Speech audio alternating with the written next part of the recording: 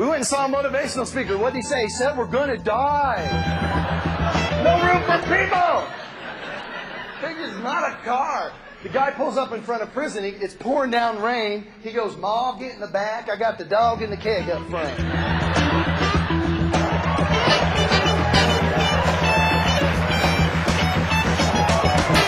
Down the highway, steering with your knee, talking on your cell phone, writing your to-do list, caffeine, nicotine, you're buzzing so hard, slipping in your Yanni CD to stay mellow. Some people pull over in the morning, first thing in the morning, you gotta go to the convenience store and get the 82-ounce Mountain Dew bedwetter side.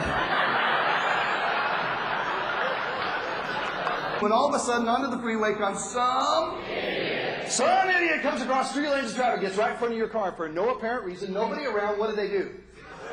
Slam on the brakes! When they hit the brakes, the red lights go off, the endorphins are released, the adrenaline's released, and things go nuts in your car. Your cell phone goes flying, your briefcase, your laptop, your sausage, your biscuit, your egg, your purse, your coffee spills over on the dash, your sparks are shooting out of your CD player, you go into a final turn, drop your cigarette in your crotch, and flames explode! You shout out loud instantly to get out whether that idiot's parents were married. If you're a sports fan, you give them that universal gesture, you're number one. Ladies and gentlemen, Mr. Rick Butts. Well, I want you to know I never did inhale.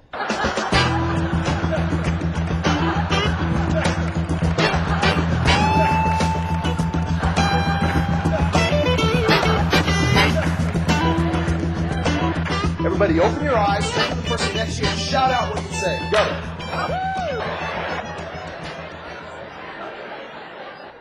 Well, as a professional speaker, I can't repeat what this table said. And our expectations have been shattered by a new reality because, you see, technology has broken its promise to set us free.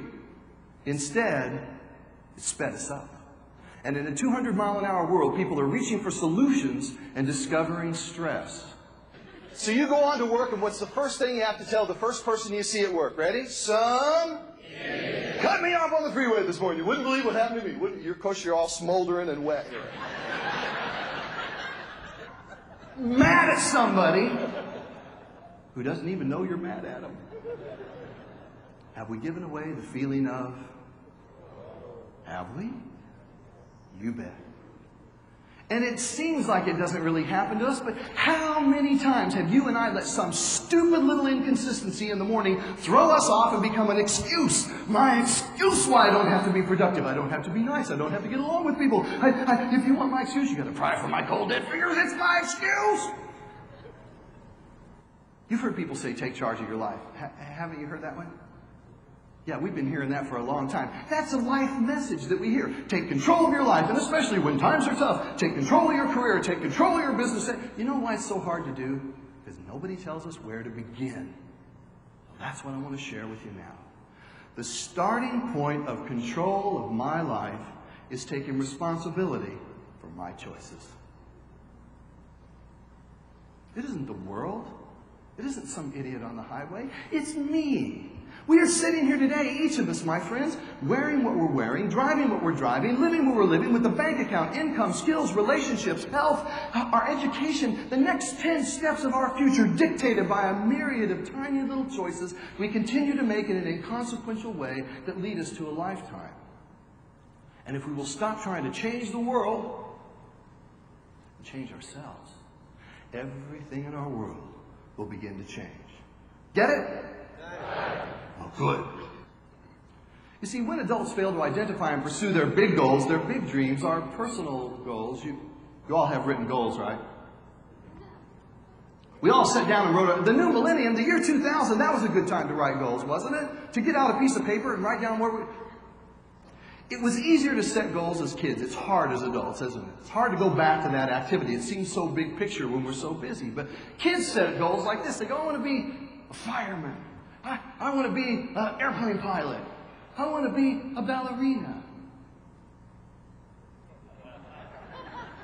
And then girls have goals.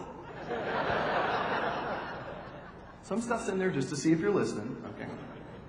But we pursue these goals as children, and perhaps you've met someone who said, ever since I was a little kid, I They knew what I wanted to do. And they read the books and they took the classes and moved into a life of self-actualization. Most of us go out and get an education, get a job, get hired, learn to do that gig, and we get busy doing the gig. And then in order to feel happy, we go out and buy little cheap substitutes for happiness. Not the big thing. We go out and buy little pleasures, self-indulgence. Too much sports, ESPN poisoning, all right? Get too much sports, too much of this, gardening, shopping, whatever it is. Then there are the big heavy hitters, drugs and alcohol, gambling. And we get so busy doing these things, we think we own them, and then they come to life on us. You see them? Like little baby birds coming to life, begging for the sustenance of our attention, time, and talent to keep them alive. This one says, I need you on Thursday. There's my time. I'm busy. I don't have time to study or do that. I'm busy with this. This one says, I need $20. It's only $20, but it's every week. And soon I'm swept along with the momentum of mediocrity. And then one day the window opens up and you go, that's it. I've always wanted my ship has come in. This time I think I'm going to. But it's Thursday and I'm a little busy right now. You know, you come to a thing like this, and there's a speaker at lunch, and you go, well, I wonder what that guy will talk about, and maybe I'll get an idea or two. And if all you get out of the time that we spend together this afternoon, this brief little moment, is what I'm about to share with you now, get this, because this is the best I got.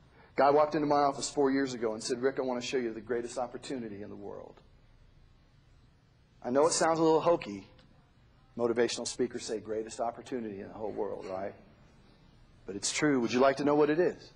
This means yes. This means no. Great, great. Today, seriously, I'd like to talk with you about Amway products.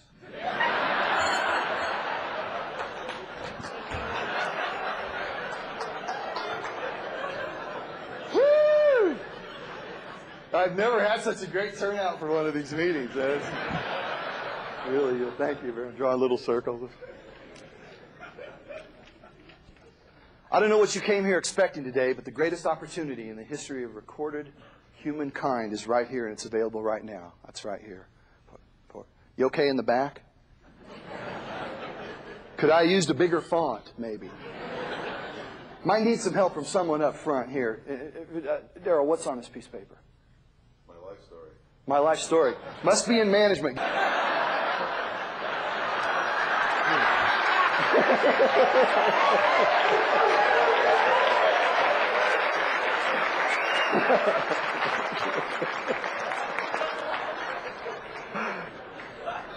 Can we get that out of the tape?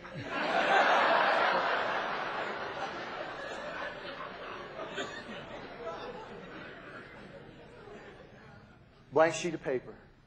My friend said, this is the greatest opportunity. I said, what are you talking about? He said, this represents the rest of your life story, unwritten.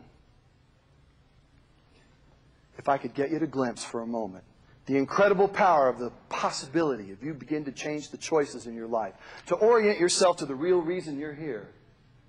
Every moment of your life between today and the day you assume room temperature.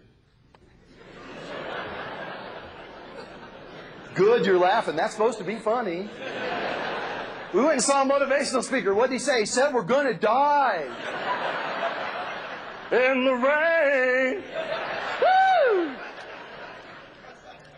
Every song that you'll sing, every book that you'll write, the class you'll take, the solution, the lives that you'll touch, every moment of your life between today and that day has yet to happen. And in America, we get to write our own life story. The bad news is that 95% of the people in this country are letting someone else write their story. And on the beginning of each page, it says, some idiot.